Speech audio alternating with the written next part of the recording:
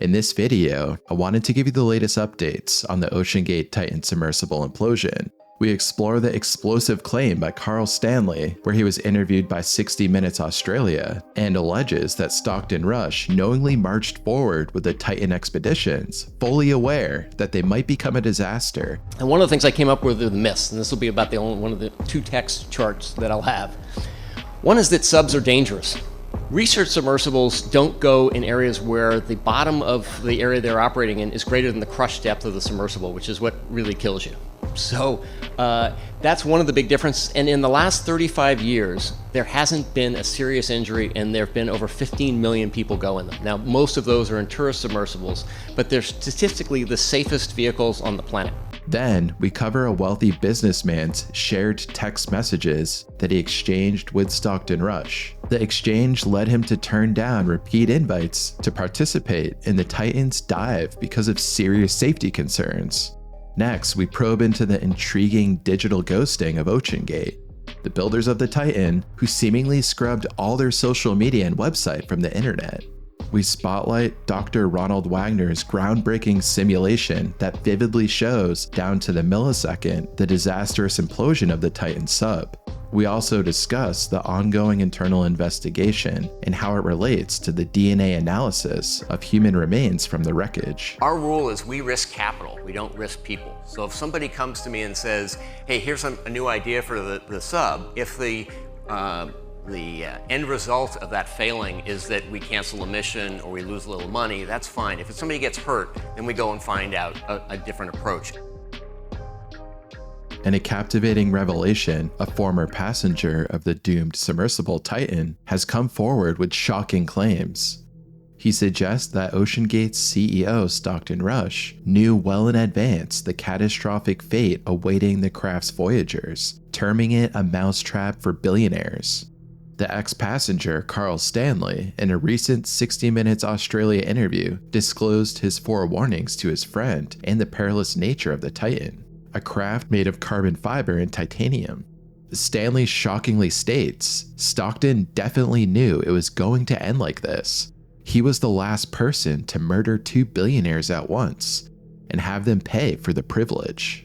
According to Stanley, who undertook a dive with Stockton in the Bahamas in 2019, there was no doubt that the craft's carbon fiber tube was the weak link that failed during the Titan's last voyage.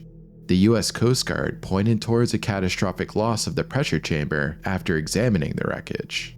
Evidence corroborating this claim surfaced in Canada with photos showing structural titanium rings from the Titan's front and rear. The inference? The carbon fiber tube couldn't withstand intense deep water pressure. Stanley, proprietor of a deep-sea exploration company, Stanley Submarines, recalls his forewarnings about suspected defects sent via an email to Stockton after his own voyage on the Titan.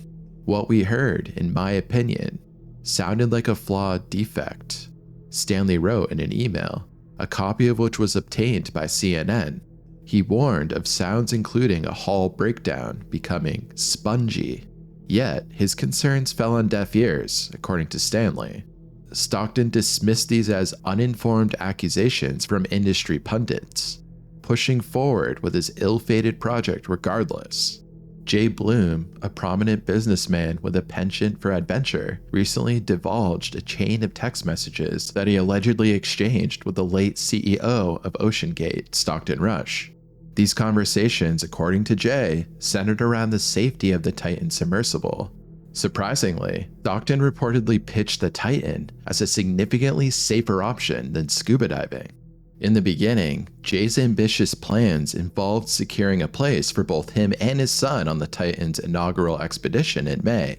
The prospect of exploring the haunting depths of the Atlantic and seeing the legendary Titanic up close was undeniably alluring.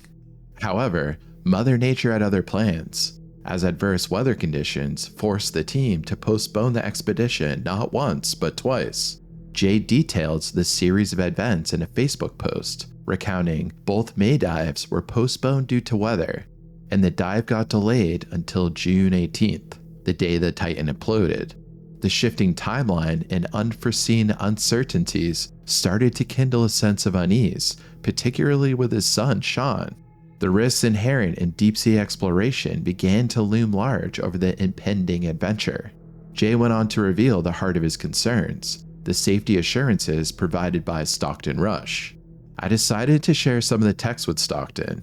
He continued on his Facebook post. In February, Stockton extended an invitation to Sean and me to accompany him on a dive to the Titanic in May. Addressing Jay's safety concerns, Stockton was adamant in his assurance. He confidently declared, while there's obviously risk, it's way safer than flying in a helicopter or even scuba diving. There hasn't been even an injury in 35 years in non-military subs.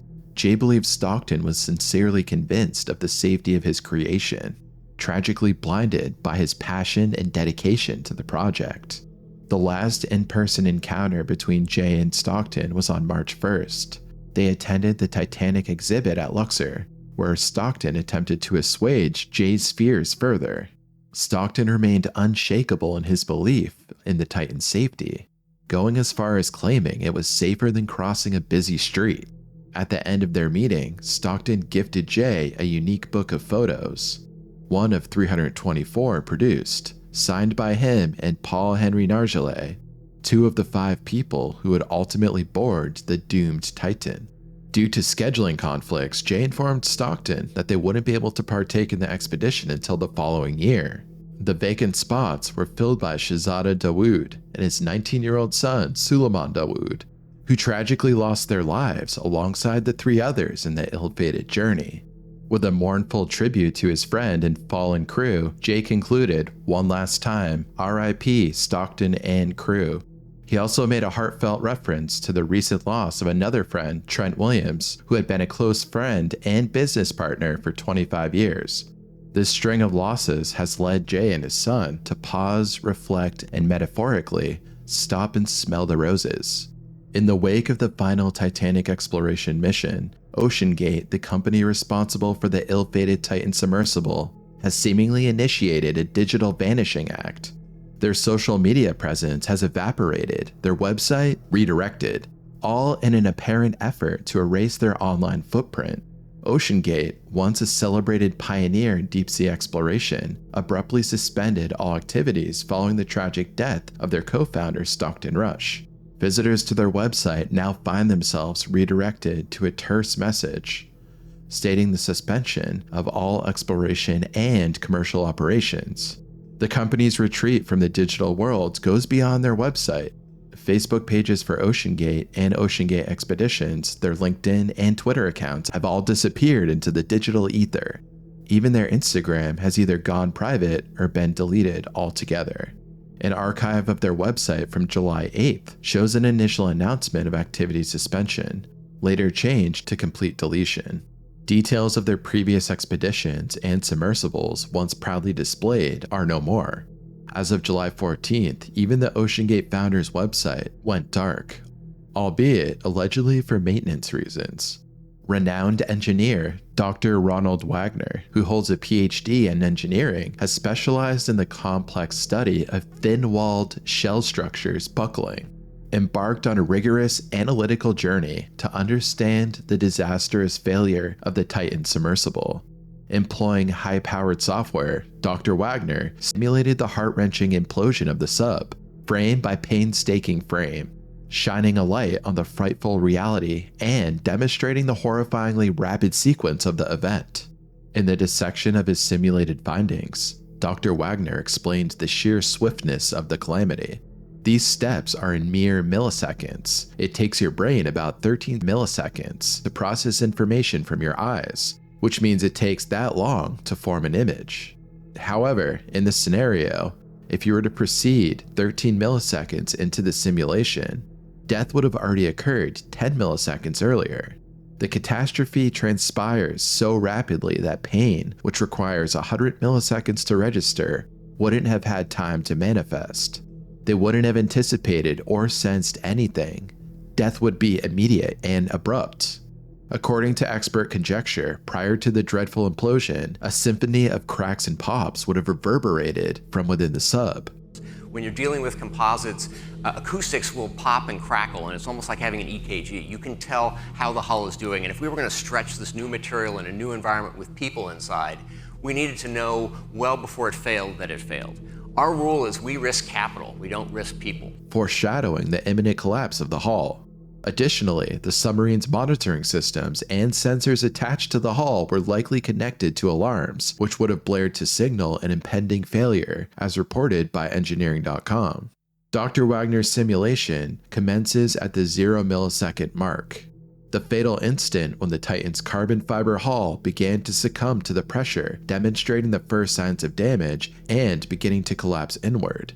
At a mere lapse of 2.182 milliseconds, the hull had diminished to half its original diameter, and despite the noticeable deformation, the vessel still held its shape. However, at 3.274 milliseconds, the dire, irreversible damage was evident. The middle of the cylindrical vessel was compressed to an extent that would have been lethal to anyone seated in the middle. The hull began to fragment while the inner fibers of the vessel stretched. The outer ones crumbled and subsequently fractured with intense energy. By the 4.365 millisecond mark, the hull of the Titan had completely given way, resulting in what would have been a horrible pulverizing effect on anyone aboard. Engineering.com's report dismisses this theory that the extreme external pressure would have fused the hull into a single piece, maintaining the integrity of the titanium domes. It suggested separation of the hull and the rush of the water combined with fragments of composite material would have had a horrible pulverizing effect on any animal tissue, even bone. Nobody could possibly be left intact. The simulation further reveals that the carbon fiber hull was obliterated by the 7.638 millisecond mark, scattering debris, fragments of the titanium ring, and hull into the end caps. As the simulation advanced to the 13.489 millisecond mark, a time when the human brain would have only just begun to process the visual information, debris was scattering from what was once the submersible. The carbon fiber hull was utterly fragmented into small pieces, and the titanium shells were drawn closer together, possibly due to continued pressure on the end caps. The entirety of this gruesome process, from the inspection of the hull collapse to its total obliteration, occurred within a staggering 14 milliseconds. As per the reports from engineering.com, the analysis corroborates the carbon fiber hull was shattered into tiny pieces, which explains the recovery of the larger debris pieces, such as the end cap, power and propulsion system, and legs, but the absence of any part of the carbon fiber hull. OceanGate's co-founder, Guillermo Sonline, has lashed out at prominent figures in the deep-sea exploration community, including famed filmmaker and explorer James Cameron, who criticized the design of the ill-fated Titan submersible. Sonline fiercely argued that these individuals know nothing about the submarine's intricate mechanics. The controversy circles around a handful of individuals, notably Cameron, Dave Lockridge, OceanGate's ex-director of marine operations, Will Conan of the Marine Technology Society, and the submersible expert Karl Stanley. According to Sonline, these criticisms have unjustly tarnished OceanGate and its submersible, Titan. Cameron is a highly experienced ocean explorer, but knows nothing about OceanGate, Sonline declared, downplaying the director's concerns about the vessel's potential for catastrophic failure. He countered that the criticisms emerged from a vocal minority within a community that has dived with OceanGate for over its 15-year tenure. Over the course of 15 years, the company has probably employed around 200 and dived dozens of people. And you're only hearing from 4, Sonline pointed out, implying a larger silent minority that disagreed with the criticisms. In a touching tribute to the late Stockton Rush, his co-founder and the architect of the Titan, Sonline declared, "The world only had one foremost expert on using carbon fiber to go into deep oceans, and he's gone now." A statement reflecting the deep sense of loss reverberating through the company and the wider deep-sea exploration community. The tragic incident involving the ill-fated OceanGate submersible has not only sparked profound grief, but also ignited debates and questions among Americans concerning the fiscal burden on taxpayers in the aftermath of such mishaps, particularly involving the ultra-wealthy. Amidst this growing sentiment, the investigation into the catastrophe is moving forward on multiple fronts. US and Canadian agencies, augmented by experts from the UK and France, are diligently probing the incident. Taking the lead is the United States Coast Guard, which has invoked a Marine Board of Investigation, its most potent form of inquiry. The spokesperson for the US Coast Guard confirmed the process is still in its preliminary fact-finding stage, with all recovered evidence, including the titanium, end caps, and other debris, currently under the Coast Guard's purview. In a significant development, US medical experts are undertaking DNA analysis on the suspected human remains retrieved from the wreckage site. Upon completion of the fact-finding stage, public hearings under the Board Marine of Investigation will begin, wielding the power to subpoena witnesses and demand evidence. While dates for the hearings are yet to be announced, it's important to note the Marine Boards of Investigation are typically reserved for the most severe maritime disasters.